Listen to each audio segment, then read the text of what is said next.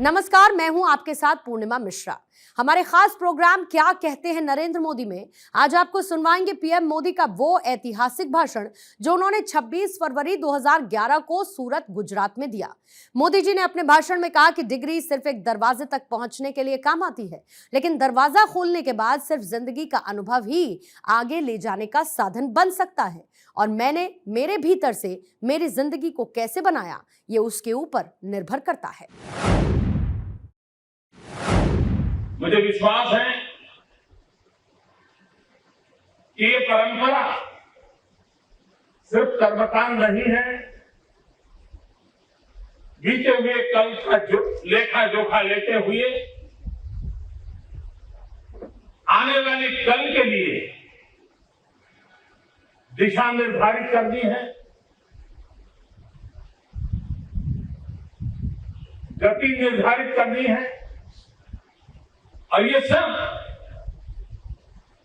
ज्यादातर स्वयं के बलबूते पर करना होता है।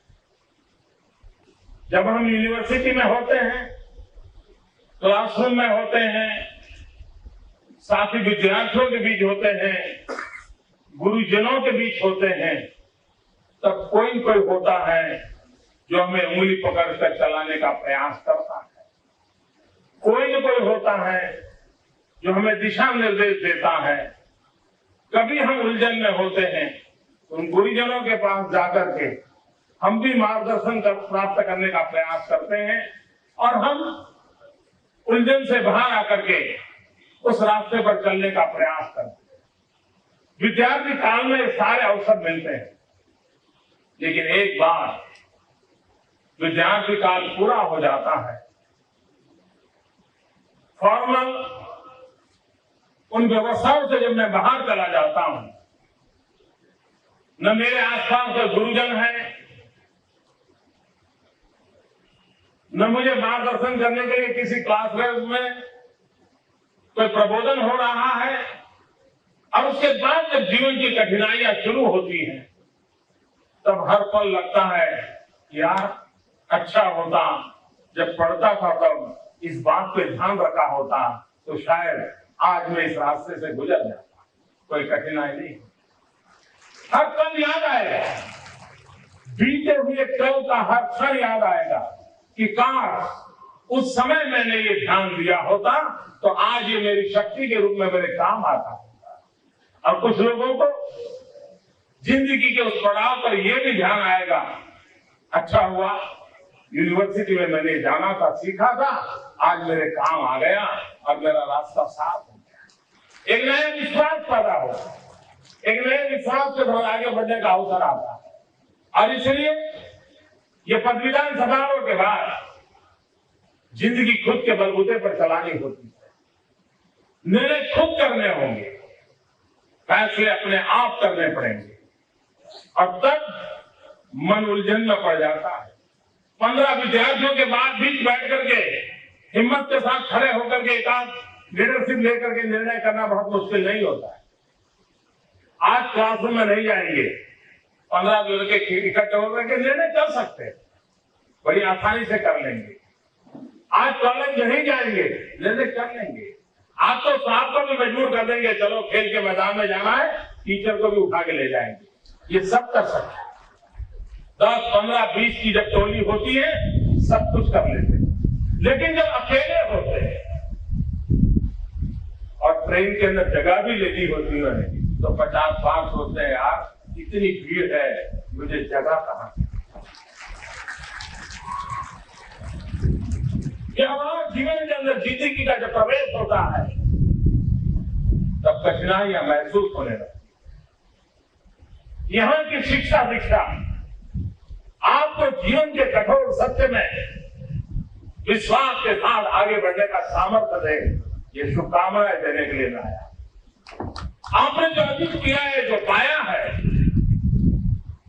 वह आपकी जीवन के अंदर शक्ति के रूप में कैसे परिवर्तित हो, वो आपकी स्वयं की संपदा कैसे बने, और संपदा के भरोसे आप जीवन के हर उतार चढ़ाव को पार कैसे करें, इसके लिए अब आपको अकेले को सोचना पड़ता है।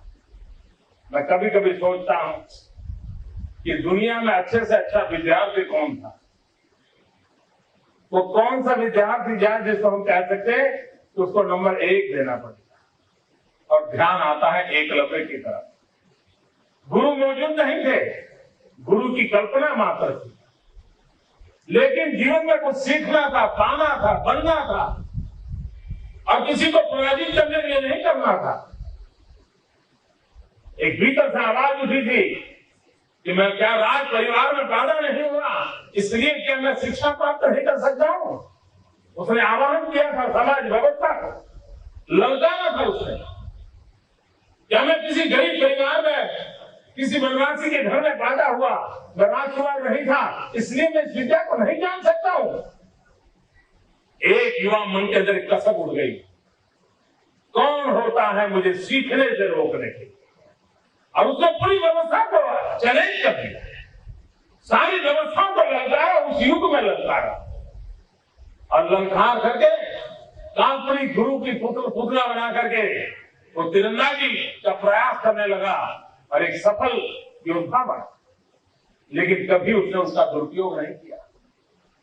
और उस परंपरा को आज भी आपको जानकर के आश्चर्य होगा कि एक विद्यार्थी के रूप में एकलव्य ने जो अर्जित किया था, और उस समाज की समाज व्यवस्था थी, उस समाज व्यवस्था की बुराइयों का नतीजा भी आया कि जब एकलव्य की तारीफ सुनाई दे रही थी और अर्जुन से कहीं एकलव्य आगे न चला जाए, इस प्रकार का भाव गुरुजन के अंदर हुआ, तब जाकर के उन्होंने एकलव्य का अंगूठा मांग लिया था ताकि वो तीरंदाजी में आगे बढ़े नहीं। यहां तक कुटिल राजनीति का शिकार एकलव्य हुआ था। लेकिन उस समाज की विशेषता देखिए, जिस समाज के अंदर एकलव्य पैदा हुआ था। एक बड़ी इंटरेस्टिंग घटना घटी 15-20 साल पहले। बॉलीवुड ने एक हिंदी फिल्म बनाई थी और मिथुन चक्रवर्ती उसके अंदर मुख्य कलाकार थे, और वो ट्राइबल का रोल कर रहे हैं। और संथाल परगना के अंदर बंगाल और बिहार के बीच की जगह पे उनकी फिल्म का शूटिंग चल रहा था।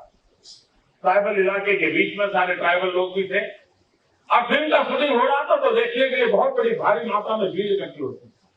पुलिस ने व्यवस्थाएं भी की थी। और मिथुन चक्रवर्ती वहां खुले में अपने फिल्म के डायरेक्टर की सूचना के मुताबिक अपने एक्ट करते रहते थे। और एक बार ऐसी आती है कि जिसमें मिथुन चक्रवर्ती को तीर चलाना होता है। अब 2 दिन से शूटिंग चल रहा था, बहुत शांति से चल रहा था, और बहुत जैसा डिसिप्लिन लोग चाहते थे वैसे डिसिप्लिन से दूर दूर बैठे थे। लेकिन जब एक तीरंदाज तीर चलाने का दृश्य लेने के कैमरा सज्ज हो गए और टेक के लिए सूचना चल गई, और अचानक ये जितने लोग आदिवासी वनवासी इस दृश्य को देख रहे थे, सारे डिसिप्लिन तोड़ करके अंदर घुसाए और उन्होंने मिथुन चक्रवर्ती को पकड़ करके उससे हाथ के तीर खींच लिया। सब डर गए। उनके गुस्सा का कोई सीमा नहीं थी। तब व्यवस्था को ने पुलिस वालों को रोका, पूछा भाई ऐसा क्यों कर रहे हो?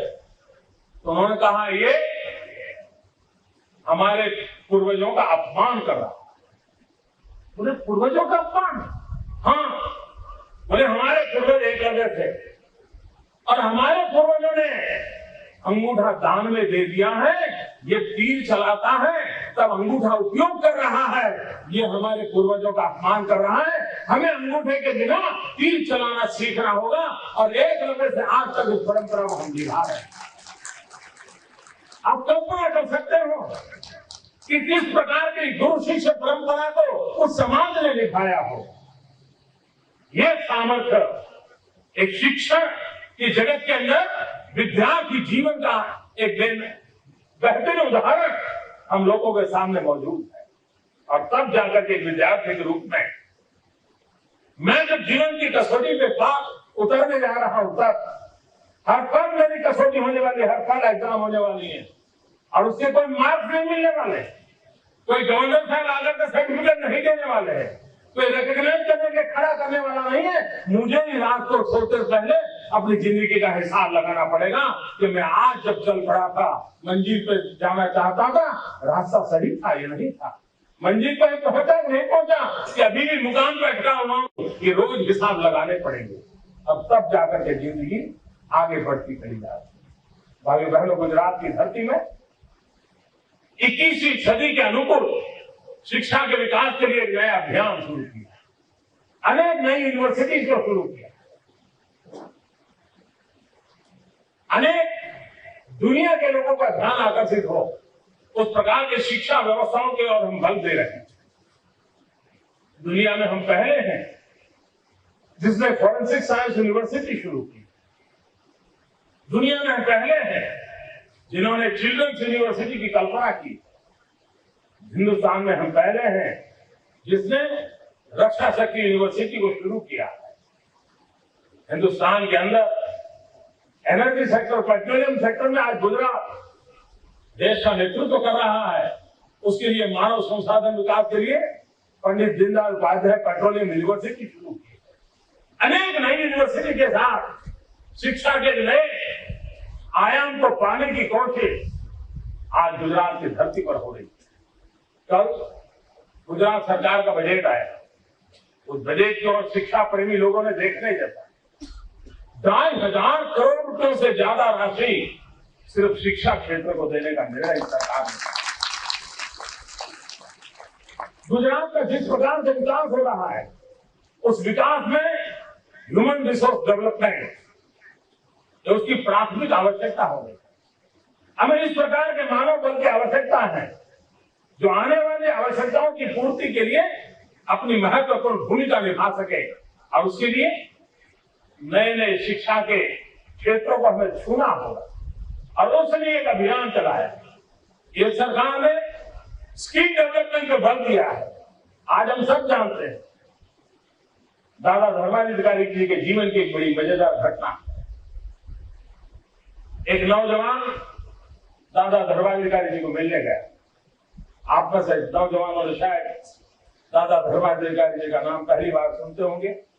महात्मा गांधी के जो बारिश रहे उसमें जिन कुछ नाम आज भी समाज जीवन में गूंजते हैं, जैसे आचार्य विनोबा जी का, उसी प्रकार से गांधी विचार के एक महान चिंतक के रूप में दादा धर्माधिकारी जी का नाम आज भी गूंजता है।